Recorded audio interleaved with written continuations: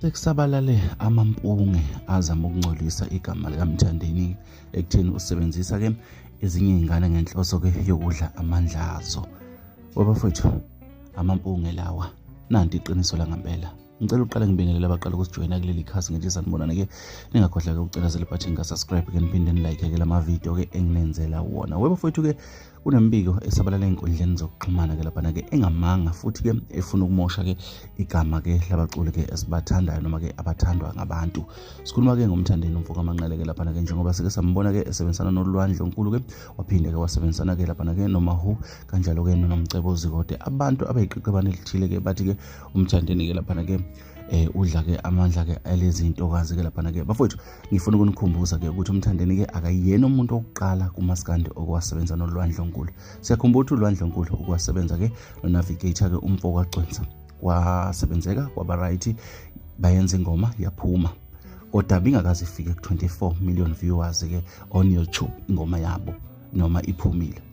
Waphinda futhi ke umthandeni ke lapha ke wasebenza nentokazi ke uNomcebo zikode. Siyakhumbula futhi ukuthi Nomcebo zikode akaqala ukusebenza neciko likaMaskandi ukwasebenza ke noMbuzeni nakhona futhi ingoma yabo yabamnandi yaphumelela bayithanda abantu kodwa bingakaze nayo iyenze 1 million viewers on YouTube ngosuku olulodwa.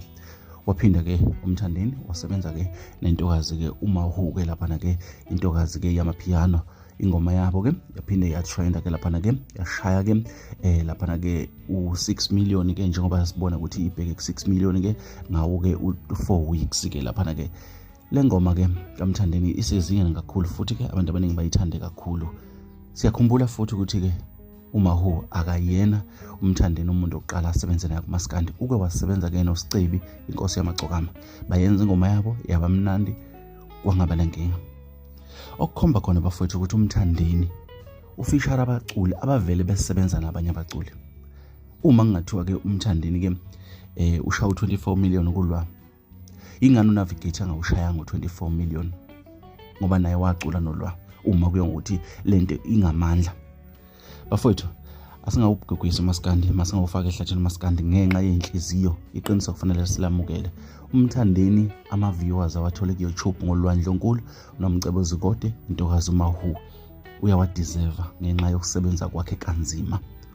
Uma ulalele kahle ingoma kaMthandeni zinoshuni othe ukuhluka kancane kulamanye amaciko ethu kaMaskandi ke akhona.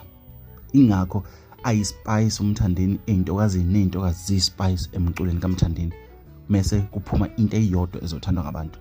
Amampunga bafowethu asiwayekeni umthandeni uyawadeserve ama viewers aku YouTube.